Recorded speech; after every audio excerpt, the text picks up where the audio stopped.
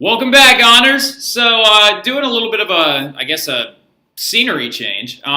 Because my room was so slammed downstairs, I decided to come up to the TV studio and bang some stuff out. So, ironically enough, the one chance that you had to be in a flip, which is directly behind me, you're about to miss. So, anyway, but let's go ahead and get it back into what we were talking about in class when we were talking about the Minoans of Crete, right? So, we were talking about how the cradle of Western civilization was on the island of Crete inside of the Mediterranean Sea and adjacent to the Aegean. They were considered by most historians to be the first real Greeks, right? The first really well-established Greeks. So they created their civilization on the Isle of Crete, and then the home of their great civilization and its capital was known as the Palace of Knossos. Now, it was a great palace and home to the legendary King Minos. Now, a lot of really, really amazing things because it actually shows us the first uses of art that wouldn't be rebirthed again until the Renaissance. It showed us the first use of architectural structures that are actually going to be brought to light in the Greek and all the way up to the Hellenistic period, through the entire span of Greek influence and Greek architecture, the use of pillars and columns and things like that. So also the use of frescoes and different types of art. Now, this right here are some of the remains of the Palace of Knossos.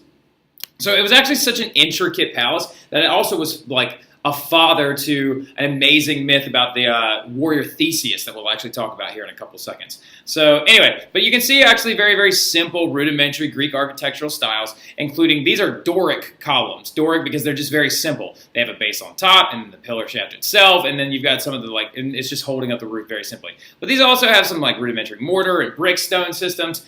And as we continue forward, you can see just how intricate this palace really was. Now, a lot of that has to do with the style of which it was built in. It was built in the style of what is called a labyrinth, right? Now, a labyrinth is a maze or a hard-to-navigate area. So, as you can see, lots of different walls, several different enclosed areas, a lot of really different intense stuff. And I think that would be insane to have to try and go through this entire labyrinth, right? So, also, this is what was the throne room. Some people say actually it was built as a labyrinth actually by Minos himself to try and protect himself, and also if there were robbers or anything like that to make it more difficult for them to get out. So this is actually an offering plate right here. Don't worry. It looks like a bathroom, but it's actually not.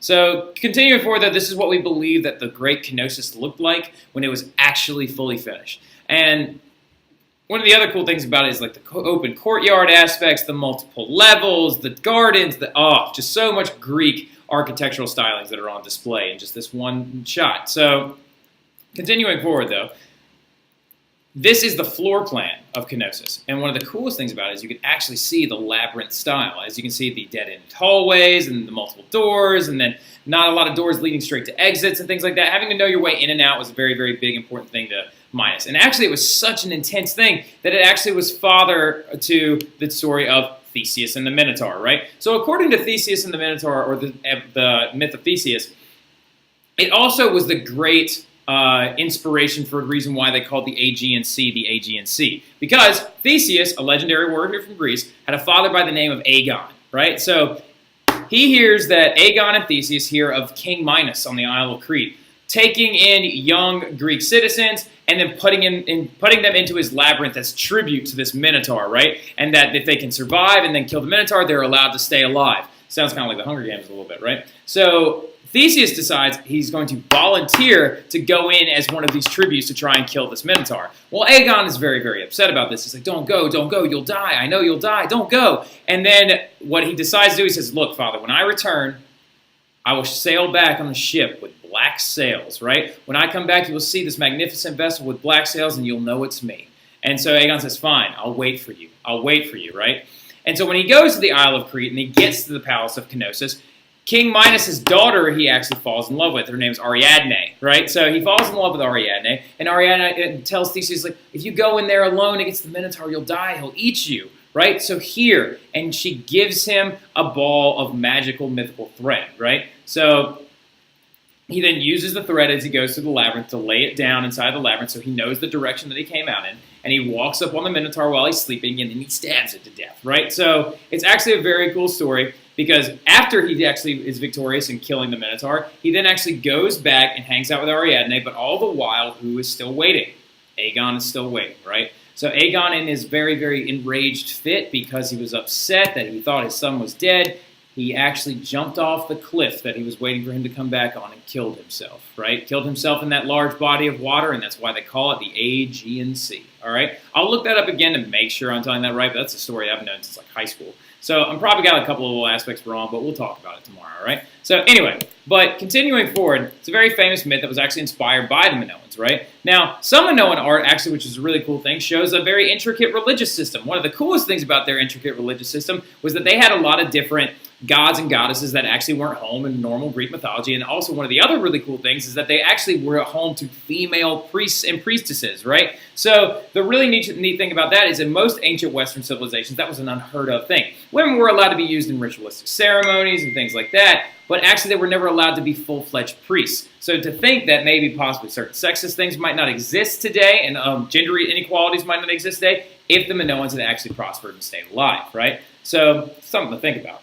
Also, though, one of the coolest things is that one of the most famous forms of art that Europe had ever seen and the world has ever seen is known as a fresco. And the Minoans were the first ones to give it a shot, and they did it very, very well. So a fresco is a form of art which uses wet plaster, and then you paint on the wet plaster, and when it dries, it actually becomes permanent, right? So, and in its permanence, it is a very hard form of art to master. Like, for example, Michelangelo, when he was doing the Sistine Chapel, expressed how difficult fresco was to work with and how permanent it was very, very tough for him to actually try and understand.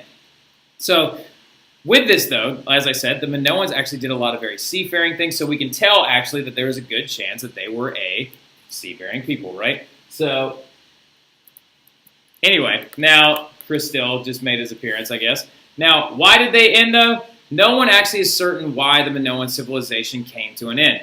But about 1400 BC, the control of the sea passed from Crete to a place called Mycenae and the Mycenaeans, right? Well, let's talk about the Mycenaean period really quick. So this is our fourth Greek type period, right? We went Neolithic, Early Bronze, Minoans, Mycenaeans now. So the Mycenaean period went from 1600 to 1100 BC, where well, the big question is, where did they come from? They've been there the entire time. How come they didn't conquer the Minoans earlier? Well, we believe that the Mycenaeans came from the grasslands of southern Russia and actually immigrated and migrated their way down to warmer climates near the Mediterranean. So, and they settled on a big chunk of Greece called Peloponnese, which is actually going to be home to the Spartans also later on. Now, they traded and learned a lot from the Minoan people, so they actually probably were very, very suitable and cordial and good to each other early on.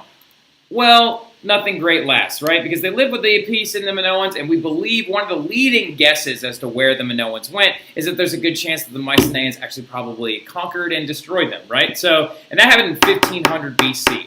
Now, funny enough, though, one of the cool things we know about Mycenae, and this is it right down here on Peloponnese. So really quick, let's back it up. So Crete is right here. This area is called Peloponnese or Peloponnesus to the ancient Greeks. Here's the Aegean Sea, right? And then where is Athens? Athens is right here. And it's actually a very, very large community, and you can see all of the other little Greek city-states all over the place. A lot of different islands, a lot of different Greek city-states on these different islands. Geographic isolationism, right? We talked about that the other day in class. Now, so other cool thing though, the Minoans also the Mycenaeans also came up with their very own system of writing. They called theirs Linear B, right? We believe that it actually probably was derived from Linear A, but also to this day can't be translated. Give me 1 second. Yes, there is. Recording video.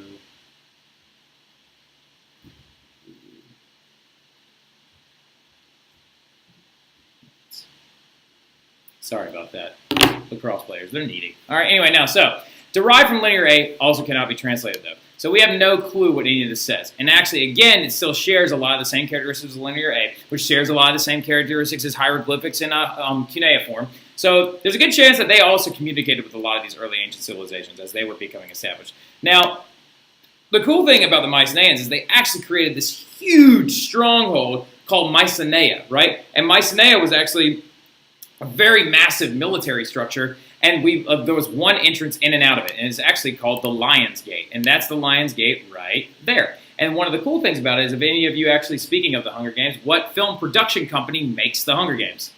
Lionsgate Films, right? Well, Lionsgate Films gets its name from this actual ancient artifact, the Lion's Gate, right? And as you can see, this is two lions crested up next to a Doric column, right? Very, very Greek-style stuff. So continuing forward, though, this is what we believe that Mycenae actually looked like when it was in the biggest of, like, when it was at its most prosperous.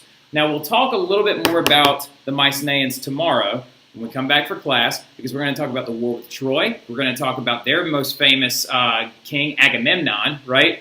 But we needed to know where they came from, how they originated, and their militaristic style. So we'll get into the other stuff tomorrow. We're going to talk a little bit about the Greek Dark Ages, and then we're going to use a flip tomorrow night to talk a little bit about the archaic Greeks and the setup leading into Sparta and Athens and their rise to the top.